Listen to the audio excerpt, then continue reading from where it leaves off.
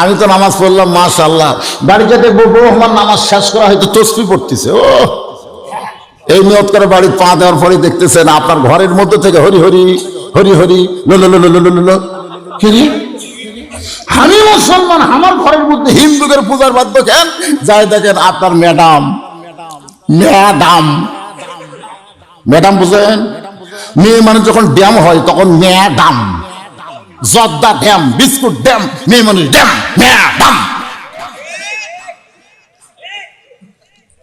এই যুবকেরা খেলে হাসলে হবে, আপনার বউ না ম্যাডাম?